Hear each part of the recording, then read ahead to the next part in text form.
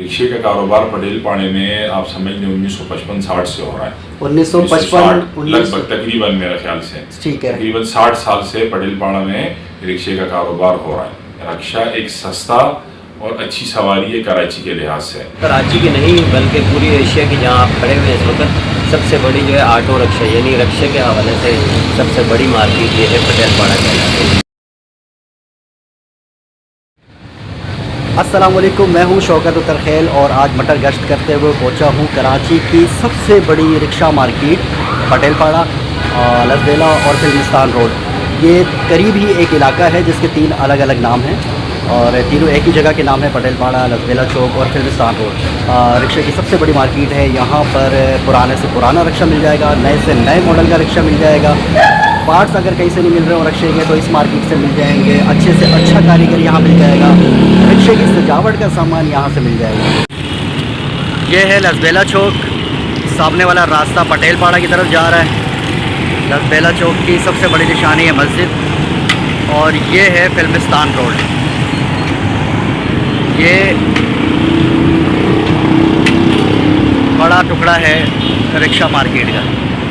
मेरे साथ हैं फैसल हसन जई साहब, आल कराची रिक्शा ऑटो रिक्शा, क्या ओहदा है सर आपका? Karachi auto rickshaw dealers association का मैं प्रेसिडेंट हूँ। अच्छा, ऐसे इतना लंबा वो ओहदा है ना, तो मुझे याद भी नहीं रहा था। तो फैसल भाई कैसे? ओहदा सिर्फ प्रेसिडेंट का ही है। अच्छा। और जो हमारा काम है वो है ऑटो रिक्शा का, तो ऑटो रिक्शा डीलर्स एसोसिएशन है हमारी, ठीक है ना, उसका मैं प्रेसिडेंट हूँ। ठीक है।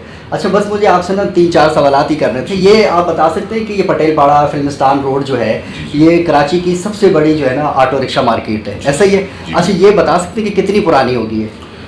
सर, ये कराची की ऑटो रिक्शा और पार्ट्स दोनों की बहुत पुरानी मार्केट है और मेरे ख्याल से बाकायदा प्रॉपर ये फिल्मिस्तान की मार्केट है। तकरीबन मेरा ख्याल है कोई फिल्मिस्तान की मार्केट के लगभग 40-45 साल तो यहाँ हो गए होंगे ना। अच्छा। लेकिन रिक्शे का कारोबार पटेलपाड़े में आप समझ लें 1955-60 से हो रहा है। 1955 लगभग तकरीबन मेरे ख्याल से ठीक है, तकरीबन 60 साल से पटेलपाड़ा में रिक्शे का कारोबार हो रहा है। ठीक है जी, सही है। अच्छा, ये बताएं कि ये डॉलर ऊपर नीचे होता है तो बाकी चीज़ों का रेट भी ऊपर नीचे हो रहे होते हैं, तो रिक्शे के रेट पे भी फ़र्क पड़ता है? बहुत ज़्यादा फ़र्क पड़ता है और हमारे कारोबार पे देखें हम डिपेंड करते हैं डॉलर और पेट्रोल पे। अच्छा। हमें तो आप समझ लें कि एक अरसा हो गया है हमारा कारोबार तबाह हो गया है। उसकी वजह ये है कि देखिए पेट्रोल है महंगा। ठीक। अब जाहिर है रिक्शे यूज़ होता है पेट्रोल पे, तो पेट्रोल महंगा होता है तो लोगों के ऊपर बोझ आता है। रिक्शे में कोई बैठता नहीं है, सही। लोग बस की तरफ जाते हैं, सफ़ेद पोश लोग हैं। तो जब पेट्रोल सस्ता था तो जाहिर है काम अच्छा था, रोडों पे लोग नए रिक्शे खरीदते थे।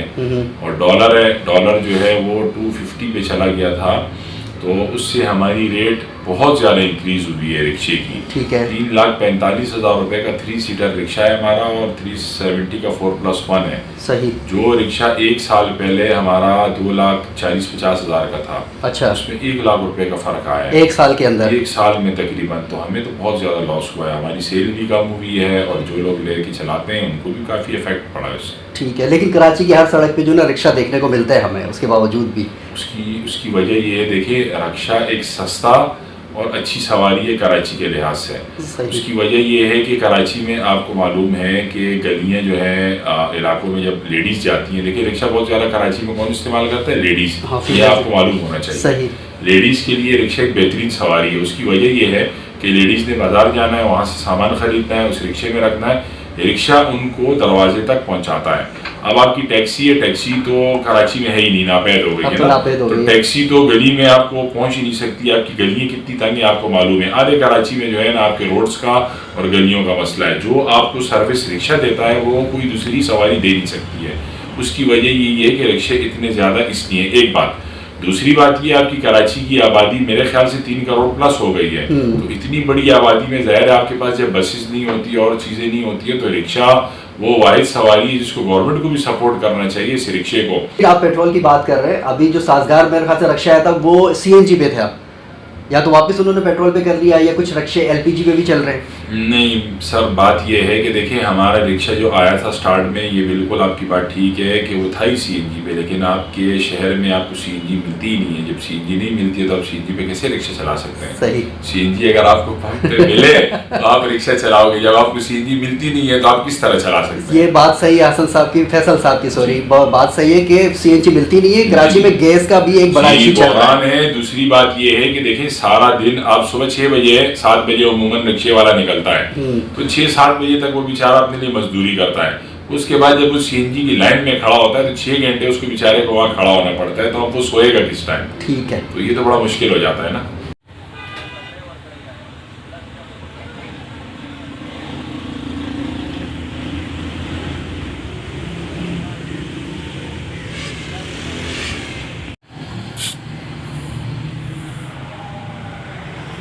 ये रिक्शे की बॉडीज़ बनाते हैं यहाँ पर। ये एक रिक्शा तैयार भी हो रहा है। अच्छा, क्या क्या काम हो रहा है? ये पूरी बॉडी बना रहे हैं या कुशन वगैरह सब कुछ? अच्छा, रिक्शे का कोई भी बॉडी का काम हो, कुशन हो, बॉडी डैमेज हो गई हो, वेल्डिंग वगैरह सारा काम कर रहे हैं।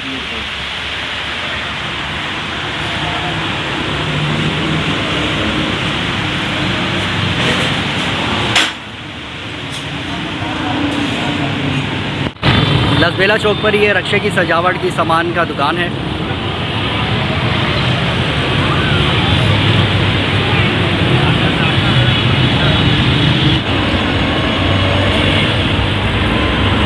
शौकीन मिजाज लोग जो है ना अपने रिक्शे को सजा के रखते हैं, तो माशाल्लाह इनकी दुकान पे ना बहुत ज़्यादा सामान है सजावट का।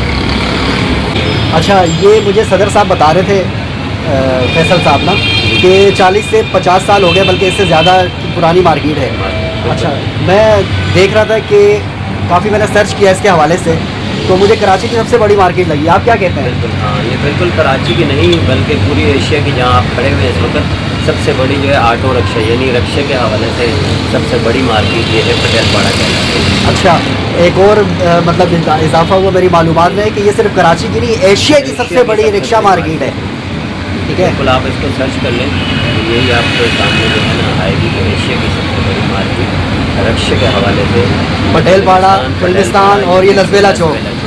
सजावट का सामान तो इंसान ख़रीद लेता है, लेकिन उसको बनाने लगाने के लिए भी ना एक कारीगर की ज़रूरत होती है। तो मेरे साथ मौजूद है सजावट वाले कारीगर अयाज खान साहब। कैसे हैं अयाज भाई, ठीक है आप? अल्हम्दुलिल्लाह भाई, अल्लाह का शुक्र है। कब से कर रहे हैं काम ये सजावट का? मुझे इस फील्ड में तकरीबन 18 से 20 साल हो गए। ये सजावट की एक और दुकान, काफ़ी बड़ी दुकान है। सजावट की हर चीज़ यहाँ पर दिखाई दे रही है।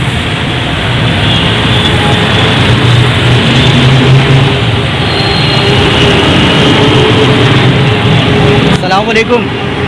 भाईजान, आपने सिर्फ सजावट का सामान रखा है या ऑटो पार्ट्स भी हैं? नहीं, बस सब शो पार्ट्स है। सिर्फ ये शो पीस करते हैं, रिक्शों का सजावट का सामान है इनके पास। अच्छा, इनकी दुकान पे ना एक मुझे छोटा सा ट्रक भी खूबसूरत सा नज़र आया है।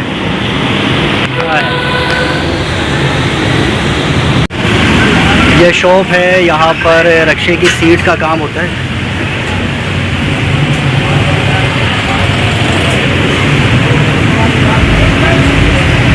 रिक्शे का पूरा इंजन खुला हुआ है।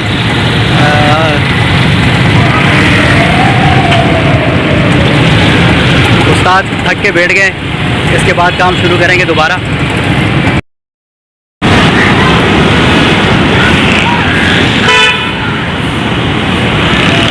ये ऑयल वगैरह की दुकान है।